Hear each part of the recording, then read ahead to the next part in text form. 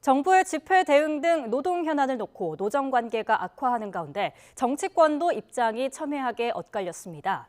중앙선거관리위원회는 자녀 특혜 채용 의혹과 관련해서 국민권익위가 요청한 전수조사 수용 여부 등을 두고 긴급회의를 열었습니다. 국회 취재기자 연결해 알아보겠습니다. 박기환 기자. 네, 국회입니다. 정치권의 반응 어떻습니까?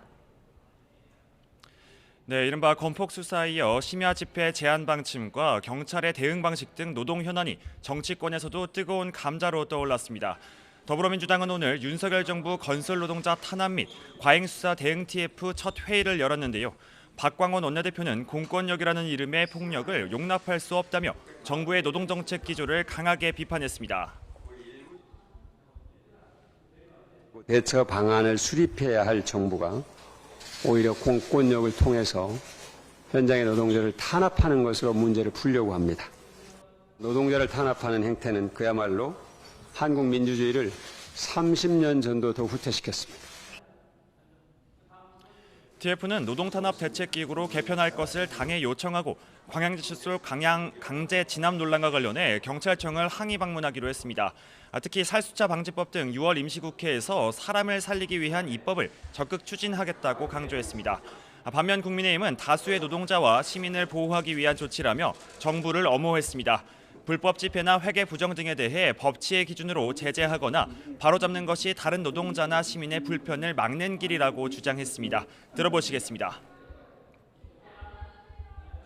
노동 현장에 법 질서를 확립하고 또 그동안의 비정상적인 그런 관행들을 정상화시키겠다는 그런 입장이니까 불법에 대해서 법치주의를 확립하고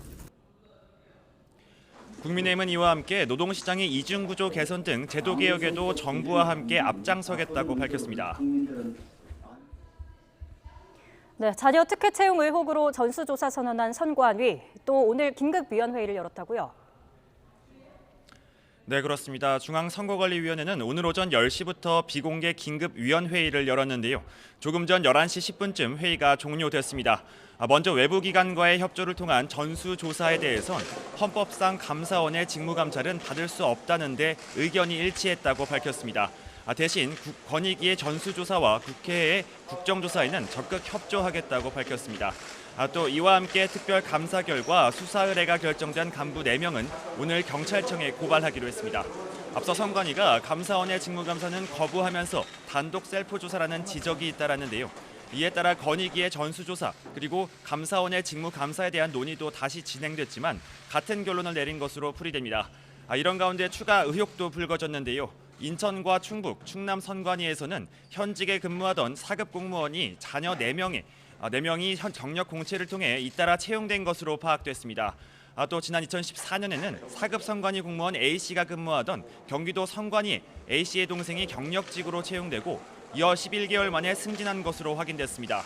선관위의 감사 결과와 세신한 발표에도 의혹이 잇따르는 가운데 여야는 선관위 채용 비리 의혹 국정조사에 합의하고 구체적인 방안과 기간 등을 두고 협의를 이어가고 있습니다. 지금까지 국회에서 YTN 박규환입니다.